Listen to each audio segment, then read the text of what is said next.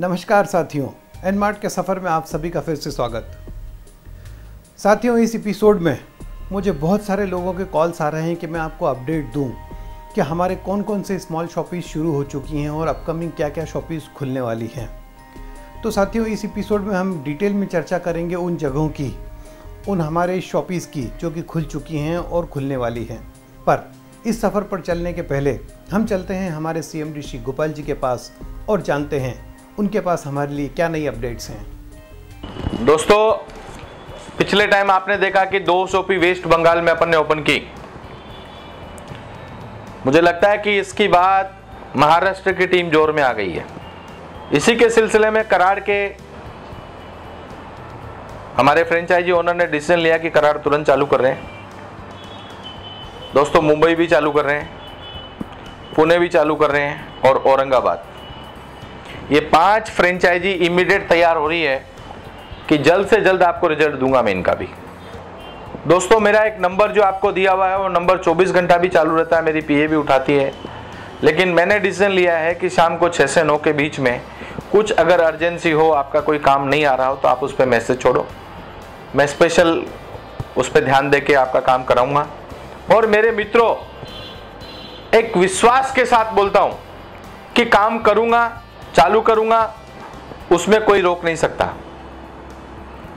देखो, काम चालू हुआ है, अभी फ्रेंचाइजी लोगों ने चालू की है। हमारे गुजरात में भी होने जा रही है, राजस्थान के भी 3-4 लोग तैयार हुए हैं। आप अगर सब कमर कस लोगे ना तो मेरे ख्याल से मुश्किल जल्दी आसान हो जाएगी। लोगों के मन में एक भ्रम है, अब हमारा क्या होगा। तो मैं आपको बता देना चाह रहा हूं कि मैं जल्द ही एक डिसीजन ऐसा ले रहा हूं कि जिसमें आपके टेंशन मुक्त हो सकते हैं। और उस डेट को अनाउंस करूंगा मैं कि वो डेट के बाद ये जितना महीना अपना पीछे छूट गया है वो मैं आगे बढ़ाना चाहता हूं। और आगे बढ़ा के जिन जिन लोगों को कमिटमेंट हुआ है, ये 3 साल की जो कूपन पेंडिंग पड़ी है वो कूपन में एक्सटेंड करूंगा। आपको कूपन का बेनिफिट भी लेना है, आपको परचेज में मुझे सपोर्ट करना है। जो पहले मैं बोलता आया हूं कि आपके घर में जो राशन लगना है वो भी आपको फ्रेंचाइजी पे मिलेगा। दुकान में सब चीज मिलेगी, लेकिन थोड़ा सा सब्र की जरूरत है। इतना आपने खींचा है तो थोड़ा सा और वेट करो, क्योंकि मुझे अपने आप पे कॉन्फिडेंस है, भारतीय कानून के ऊपर भरोसा है, हमारे वकील लोग जो मेहनत कर रहे हैं उन पे भरोसा है, और हम लोग गलत थे नहीं, हैं नहीं और होंगे भी नहीं। लेकिन क्या होता है कि अग्नि परीक्षा तो सीता माता को भी देनी पड़ी थी। आज के दिन हम लोग की, खास तौर के एनमार्ट में जितने भी काम करने वाले लोग थे, हैं और रहेंगे, ये सबको अग्नि परीक्षा देनी पड़ रही है। दोस्तों, भागने वाला नहीं हूं मैदान छोड़ के, पहले से बोलता आया हूं। जब तक जिंदा हूं तब तक लड़ूंगा, ये कॉन्फिडेंस है मेरा। आपकी शर्म जो काम आएगी ना वही काम होगा। दोस्तों, आपने जिस विश्वास से मेरे साथ काम किया ना, वही विश्वास पे कायम रहो। अगर जिंदा हूं तो तुम्हारा काम करूंगा, और मर गया तो तुम्हारा तकदीर। मैं काम कर रहा हूं, मुझे काम करने दो तो ही तुम्हारी प्रॉब्लम सोल्व होगी। अगर काम करने नहीं दोगे तो तुम्हारी प्रॉब्लम सोल्व होगी नहीं। मुझे हार के अगर मैं बैठ गया तो तुम्हारी किसी की प्रॉब्लम सोल्व नहीं होगी। मैं तुम्हारे लिए लड़ रहा हूं, मेरे लिए नहीं। इसलिए आपको बता देना चाह रहा हूं, बात सुनना बंद करो और विश्वास करो। जो आपने आज तक किया वो आगे भी रखो। लोगों का काम है बोलना, उनके ब्लड में लिखी हुई चीजें ये, किसी का अच्छा होते हुए देख नहीं सकते वो। भगवान उनको ऐसा बना दिया, अब उनकी गलती नहीं है। धन्यवाद के पात्र वो लोग हैं जो खुद का काम छोड़ के तुम्हारे लिए ध्यान रखते हैं। मैं बार बार बोलता हूं, मराठी में एक कहावत थी, निंदकाचे घर असावे शेजारी। जो तुम्हारी चुगली करने वाला आदमी है ना, जो तुमको उल्टा बोलने वाला आदमी ना, उसका घर तो तुम्हारे बाजू में होना चाहिए, ताकि तुमको रोज कोई ना कोई बुद्धि दे। हिंदुस्तान में 2 चीज फ्री में मिलती है, एक डायरेक्टर और एक डॉक्टर।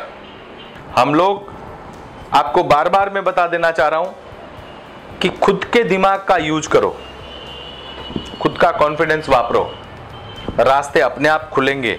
कोई रास्ते में खोलने वाला नहीं है दोस्तों। भगवान आदमी को भूखा उठाता जरूर है, सुलाता नहीं है। भगवान पे भरोसा रखना यही सबसे बड़ी ताकत है मनुष्य की।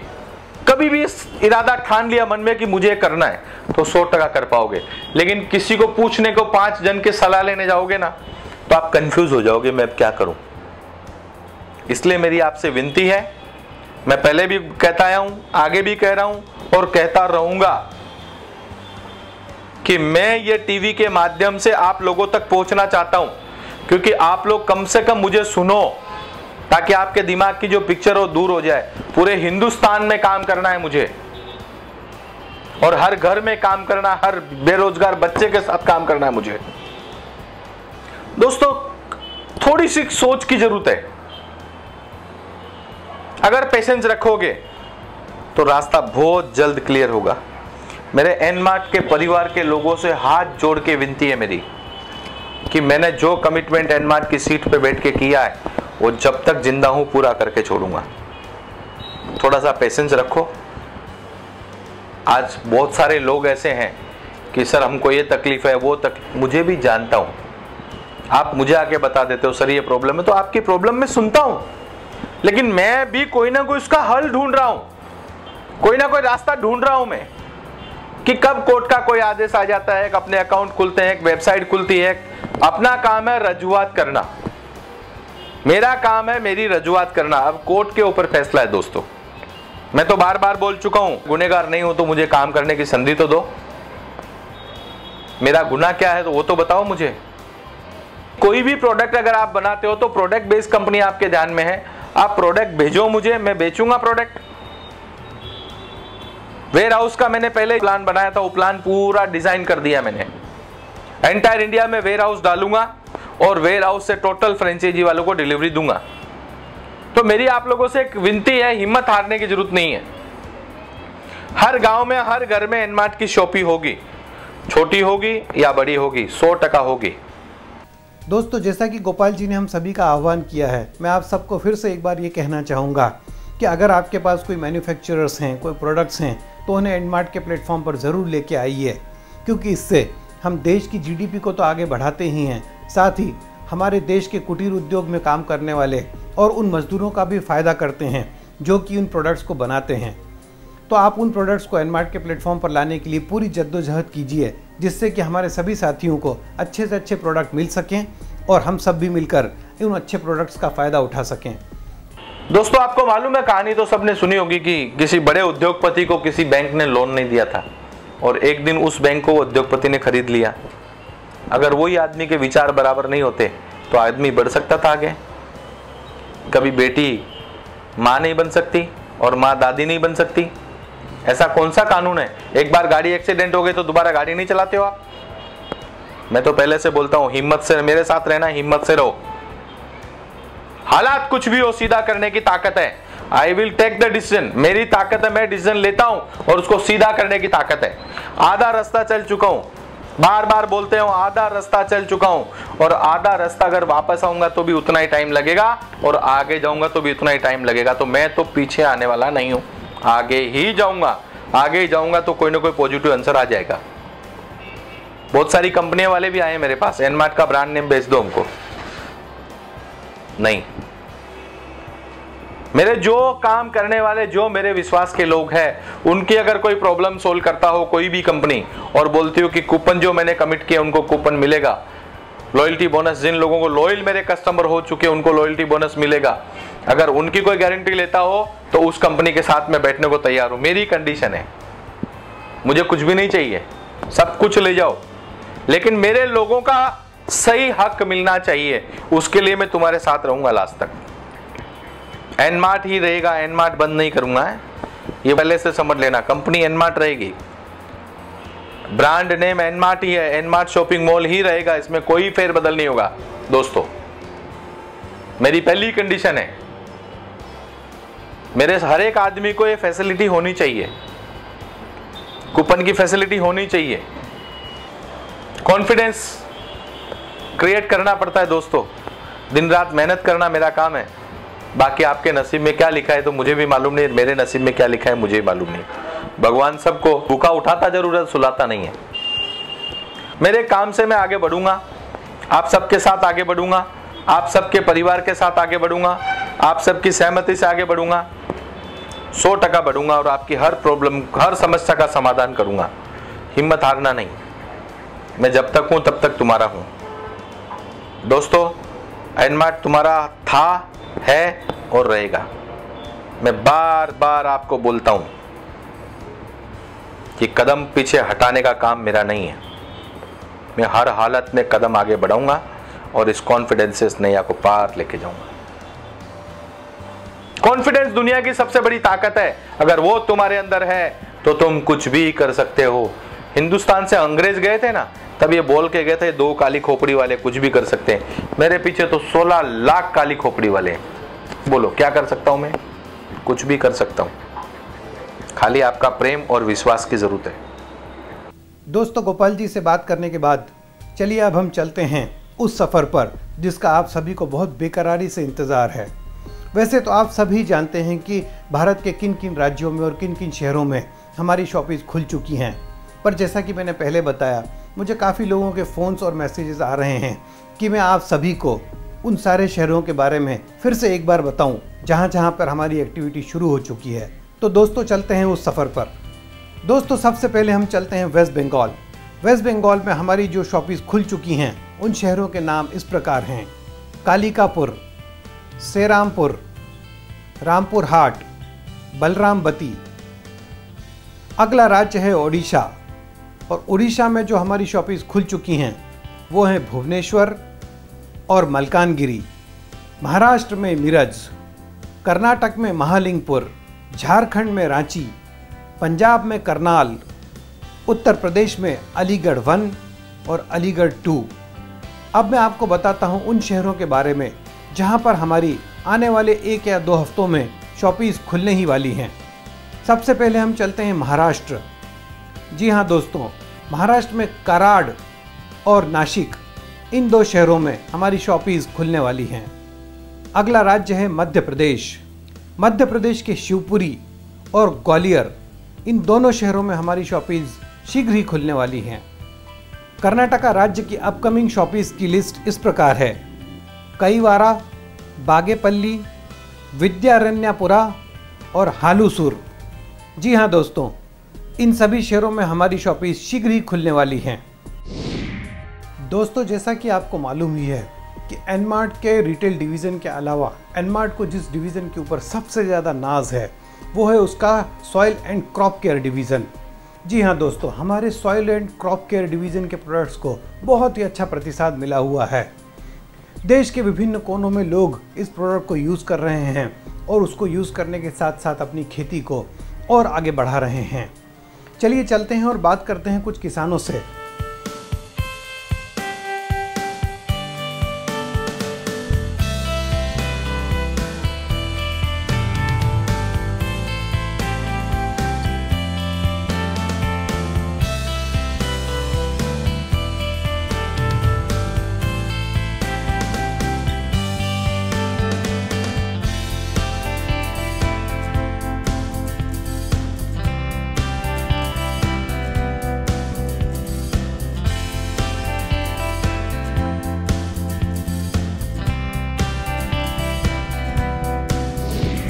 मैं चंद्रभान सिंह दांगी कंपनी के प्रोडक्ट यूज़ कर रहा हूँ। मैंने देखा है मैं काफ़ी अंतर है और बहुत अच्छे प्रोडक्ट हैं, अच्छे प्रोडक्ट आए हैं। इससे मैंने देखा उनको काफ़ी लाभ हुआ है मुझे, और इनका उपयोग करके देखा तो काफ़ी अंतर आया वज़न में, फसल पैदा हुई उसको वज़न में, कलर में काफ़ी अंतर आया, दाना बोल्ड हुआ है, चमकदार हुआ है, जिससे मार्केट में ये फसल एकदम अलग दिखती है और इसके रेट भी बहुत अच्छे मिलते हैं, जिससे काफ़ी लाभ हुआ है। और सभी किसान भाइयों से कहना चाहूँगा कंपनी के प्रोडक्ट यूज़ करें और अच्छा लाभ लें। हाँ बिल्कुल, एक बीघा पर करीब 1 कुंटल अनाज मतलब सोयाबीन बढ़त मिली। सभी किसान भैया तो याद राय है कि आप जो ये कंपनी अच्छी है, भाव में भी है दवायाँ और अच्छी फसल की पैदावारी भी अच्छी है, इसलिए आप इनके उपयोग करो। कंपनी की दवाइयों पर रहे हैं, इसका रिजल्ट बहुत बढ़िया है और अच्छे रेट में है और इन दवाइयों का रिजल्ट भी बहुत बढ़िया है और ऐसे कंपनियों से और आग्रह करते हैं कि इसी प्रकार दवाइयों की सुविधा ज़्यादा से ज़्यादा किसानों को दें, जिससे किसान को सुविधा और समय समय पे दवाई मिलती रहे। दोस्तों, आपने देखा होगा किस तरह हमारी soil and crop care division को इतना अच्छा प्रतिसाद मिल रहा है। आप सबसे भी यह अनुरोध है कि आप अपने अपने एरिया में हमारे सॉइल एंड क्रॉप केयर के प्रोडक्ट्स को आगे बढ़ाएं और साथ ही साथ देश को और आगे ले जाएं। दोस्तों, गोपाल जी से बात करने के बाद हमें काफ़ी सारी अपडेट्स मिल चुकी हैं, पर जैसा कि गोपाल जी का मोटिवेशन हमारे लिए हमेशा से ही महत्वपूर्ण रहा है, तो मैं चाहूँगा कि आप गोपाल जी की एक मोटिवेशनल स्पीच और सुने, जिससे कि हम सभी को काम करने की और आगे बढ़ने की बहुत ही ज़्यादा स्फूर्ति मिल जाती है। मैं आपको एक छोटा सा उदाहरण सुनाता हूं। आज मैं तुमको एक छोटा सा लास्ट का एक सेंटेंस बोल देता हूं। एक किसान था, एक्चुअल मिलिट्री का रिटायर ऑफिसर था। उसने अपनी पूरी जिंदगी का पैसा लगा के और पहाड़ के ऊपर में आलू की खेती की। पूरे गांव ने उसको मना किया कि खेती मत कर, दो नुकसान उठाएगा। लेकिन मिलिट्री वाले लोग, जो मिलिट्री में काम करके एक बार जो लोग आ जाता है, वो मिलिट्री वालों को मैं सलूट करता हूं, क्योंकि एक तो जिंदगी में सीना झुका के नहीं चलते, सीना तान के रहते हैं, और दूसरा उन्होंने जो मन में ठान लिया वो पूरा करना है, ऐसे उनका मिशन रहता है। हिंदुस्तान में नहीं, वर्ल्ड के दुनिया के कोई भी कोने में military department is number 1 for discipline. Second number में पुलिस डिपार्टमेंट आता है, तीसरे नंबर में प्राइवेट ऑर्गेनाइजेशन आते हैं, और चौथे नंबर में कुछ संस्थाएं आती है। मित्रों, मिलिट्री वालों ने एक बार ठान लिया, वैसे ही मिलिट्री रूल बोलते हैं ना, ट्रेनिंग, मिलिट्री ट्रेनिंग, मतलब वो ठान लिया वो करना है, तो इसको बोलते हैं मिलिट्री का रूल। तो मिलिट्री वालों ने ठान लिया कि मुझे पहाड़ पे आलू लगाना है, और उसने पहाड़ पे आलू लगाया। 3 महीना निकल गया, फसल नहीं आई। 4 महीना निकल गया, फसल नहीं आई। एक दिन सुबह उठे और साहब वहां पे गए, जाके देखा, कॉर्नर से निकाला तो इतना सा आलू निकला। दूसरे कॉर्नर पे गए, वहां निकाला तो भी इतना सा आलू निकला। आदमी का कॉन्फिडेंस टूट गया। घर पे गए, किसी को कुछ बोले नहीं, लेकिन लोगों की अफवाह थी ना कि कुछ होने वाला नहीं है, कुछ होने वाला नहीं, कुछ होने वाला नहीं, ऐसे लोगों की अफवाह थी ना, तो उनके दिल में वो बात लग गई, सच में मेरी जिंदगी की पूरी कमाई मैंने इसमें डाल दी, और अब मेरा क्या होगा। ये सोच के रात को उनको अटैक आया और स्वर्ग लोग सुधार गए। जैसे मिलिट्री वाले लोग जो रूल करते हैं, तो उनके परिवार वाले भी वैसे ही खंबीर हो जाते हैं। उनकी पत्नी जो थी, श्रीमती थी, उनके दिल में एक बात आई कि जो मेरे पति का सपना था वो मैं पूरा करूंगी। और उस औरत ने जाके वापस वो आलू की खेती तैयार की। दोस्तों, जिस दिन वो खेती में गई, तब उसको पता चला कि उनकी जो उम्मीद थी ना, उससे 100 टाइम दुगना आलू निकला। लोग मुंह में उंगली ले गए, लेकिन हुआ क्या? लोगों के उल्टे भड़काने से, लोगों के नेगेटिविटी से उनको सदमा लग गया। वो आदमी दुनिया से चला गया। उसके पास पेशेंस नहीं था। मरना समस्या का समाधान नहीं है। समस्या का मरने वाला आदमी, एक ध्यान रखना, जो दुनिया से हार जाता है वो कायर कहलाता है, कायर। क्योंकि उसको खुद की जिंदगी प्यारी है, इसलिए अपनी जिंदगी को खत्म करके और पीछे वालों को टेंशन में छोड़ जाता है। अगर मरने से प्रॉब्लम सोल्व होती है तो इतना इजी नहीं, इसलिए सुसाइड करने वाला बुज़दिल और कायर कहलाता है। दोस्तों, अभी तक तो हो गई काम की बातें। अब अगर काम के साथ कुछ घूमने फिरने की भी बातें हो जाएं तो कैसा रहे। जी हाँ दोस्तों, मुझे यहाँ से बैठकर दिख रहा है कि आप सभी के चेहरों पर मुस्कान खिल गई है, सिर्फ घूमने फिरने की बातों के लिए ही। तो मुझे आपको बताते हुए बहुत खुशी हो रही है कि कंपनी ने एक मिनिमम सेल्स वॉल्यूम के ऊपर अभी गोवा के लिए एक पैकेज अनाउंस किया है। जी हाँ दोस्तों, आपने सही सुना। 15 अप्रैल से 15 मई के बीच एक मिनिमम सेल्स वॉल्यूम जनरेट करने पर आप सभी को गोवा की एक मुफ्त ट्रिप दी जाएगी। इस ट्रिप के बारे में बाकी डिटेल्स आप अपनी वेबसाइट से और हमारे ब्लॉग के थ्रू मालूम कर सकते हैं। तो दोस्तों, इस मौके का फ़ायदा उठाइए और हम सभी मिलजुल कर गोवा में मिलेंगे। आप सभी के साथ मुलाकातें होंगी और हम सब मिलकर एनमार्ट को और आगे ले जाने की मुहिम को और कमर कसकर आगे बढ़ाएंगे।